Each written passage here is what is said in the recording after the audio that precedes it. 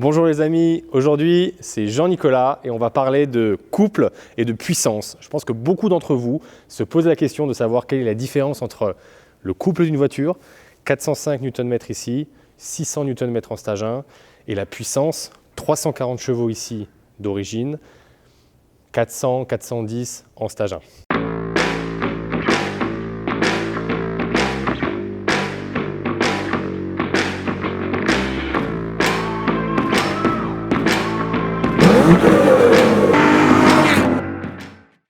Alors en fait, la définition elle est simple. Le couple, c'est une force appliquée à une distance. Alors ce que vous pouvez imaginer, c'est un cliquet par exemple. Donc quand vous avez une vis à desserrer, vous avez un cliquet qui est petit, vous allez avoir peu de force. Si vous prenez une rallonge et que vous essayez de desserrer cette vis, vous allez avoir une force énorme. Pourquoi?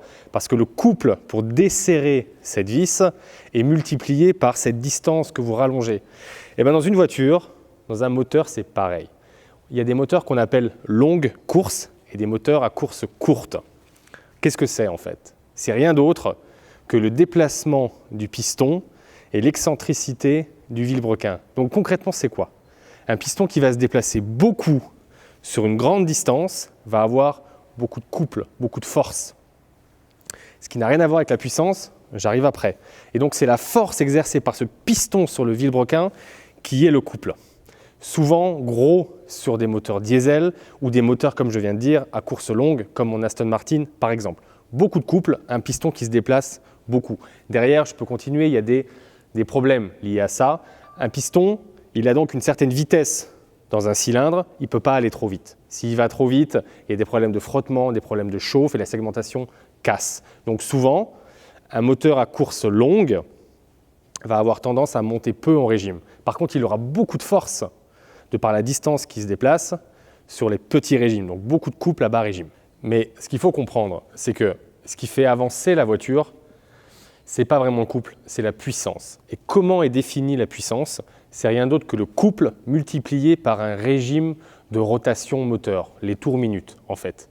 Et donc la puissance c'est définie comme ça, c'est-à-dire l'énergie qu'il faut pour faire avancer quelque chose dans un temps donné.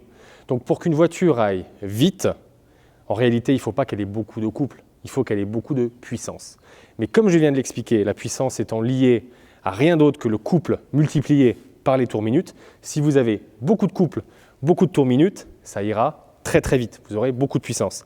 Par contre, ce qui peut arriver, et souvent c'est le cas dans les diesels, c'est qu'il y a beaucoup de couple, mais les moteurs ne montent pas très haut. À 4005, il y a déjà la zone rouge, ou à 5000 peut-être. Et donc en fin de compte, il n'y a pas tellement de chevaux que ça. Dans un autre cas, c'est par exemple une Ferrari, il va y avoir en général des pistons qui se déplacent très peu dans le moteur, donc un moteur à course. La course, c'est comme je l'ai dit avant, le déplacement du piston. Course courte, qui se déplace peu, donc pas tellement de couple, mais qui monte énormément en tours minutes, 9000 tours facile, parfois 10 000 tours.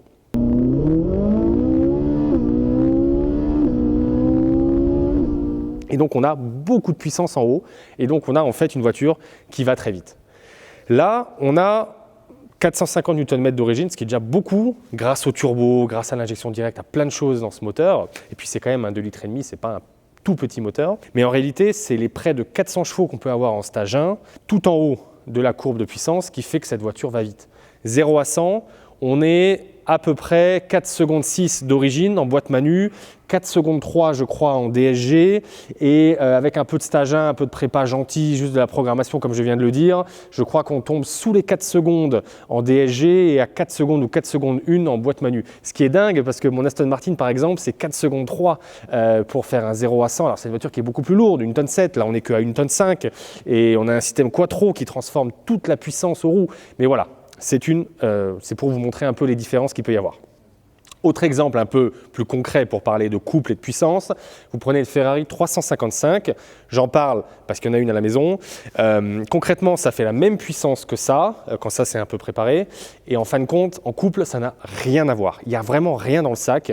Tant que vous n'êtes pas à 5000 tours minute, il ne se passe rien. Donc typiquement, on se met en 6e, on se met à 2000 tours, on met pied au plancher. Même si c'est une Ferrari, on pense que ça va envoyer, ça envoie 0. Mais quand je dis 0, c'est 0 de chez 0. Alors que ça, même en 6e, le turbo se met en route, le couple est là, ça renvoie. Donc en fait, ça veut dire quoi, en résumé? Ça veut dire que le couple c'est ce que vous allez sentir, surtout à 2000-3000 tours minute en général, là où la courbe de couple est à son apogée, pour redescendre par la suite, c'est la sensation que vous allez avoir d'accélération dans le siège. Mais en réalité, les chronos montre en main et ce qui va faire aller la voiture le plus vite possible, ça va vraiment être ce qui va se passer tout en haut du régime moteur, là où la puissance est à son maximum. Et pourquoi on va jouer et essayer de rester dans cette plage de puissance maximum? C'est parce que, en fait, on va jouer avec la boîte de vitesse. Et donc, en ayant une boîte de vitesse avec des rapports bien étagés, on va être pile dans cette plage de puissance maximum et c'est là qu'on va faire avancer la voiture le plus vite possible. Je vous prends le contre-exemple, ce qu'on ne veut pas, c'est quoi? C'est qu'on est à 6000 tours, on passe la vitesse, on retombe à 1005 et on se retape toute la plage moteur avec la vitesse d'après. Non, on veut des vitesses qui soient courtes, resserrées l'une après l'autre pour rester tout le temps sur la plage de vitesse maximum. Autre exemple qu'on peut avoir, c'est par exemple si vous prenez une voiture qui a 200 chevaux et mettons 100 Nm de couple et une autre qui fait que 100 chevaux mais qui a 200 Nm de couple. Imaginons qu'elles soient parfaitement identiques en termes de poids, de vitesse, etc. Je peux vous assurer que c'est celle qui fait 200 chevaux qui ira plus vite parce que la puissance, comme je l'ai expliqué avant, c'est le fait d'effectuer un travail, donc le déplacement, le plus rapidement possible. Donc en fait, de quoi on parle? Quand on dit qu'une voiture, elle a beaucoup de couple, ça veut dire quoi? Ça veut dire qu'elle a une puissance élevée à régime moteur intermédiaire, entre 2000 et 4000 tours, par exemple. C'est de ça qu'on parle.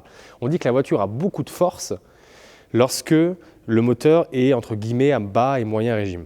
Une voiture qui a beaucoup de puissance, en réalité, ce qu'on veut dire, c'est qu'elle a la capacité d'aller vite quand on est tout en haut dans les tours, quasiment au rupteur, quasiment à la zone rouge. La voiture va au plus vite de ce que le moteur le permet en réalité. Et donc en résumé, c'est ça. Le couple, c'est rien d'autre qu'une force. La puissance, c'est rien d'autre qu'une capacité à aller vite. Et donc accélération, vitesse max, c'est la puissance. Alors que reprise en 5e, 6e à 2000 tours, c'est plutôt le couple qui va favoriser en réalité la reprise d'une voiture. Et vous alors, qu'est-ce que vous préférez par exemple? Parce que ce qu'il faut comprendre, c'est qu'il n'y a pas que ça qui fait qu'une voiture va vite. Il y a aussi le fait qu'elle soit légère, il y a aussi le fait qu'elle puisse passer la puissance aux roues. Donc le quattro permet de passer la puissance aux roues, à la route et de faire avancer la voiture. Ensuite, on est sur une voiture qui n'est pas trop lourde. Moi, je la trouve un peu lourde par rapport au gabarit. On est sur 1,5 tonnes. Après, il y a d'autres voitures beaucoup plus lourdes que ça. Plus elle est légère, plus son ratio entre le poids et la puissance, le rapport poids-puissance, pour faire les choses simples, sera bas et donc la voiture ira beaucoup plus vite. Et puis enfin, l'adhérence, pour terminer, si vous avez des pneus complètement rincés, vous n'avez aucune chance, les roues vont patiner et ne vont pas transmettre la puissance à la route.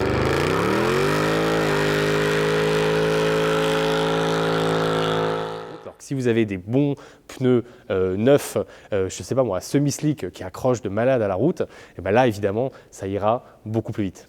L'idée de la chaîne, c'est toujours la même. On essaie d'acheter la voiture de ses rêves le moins cher possible et on essaye d'apprendre le maximum de connaissances qui va avec pour faire le meilleur achat possible. Abonnez-vous, à bientôt.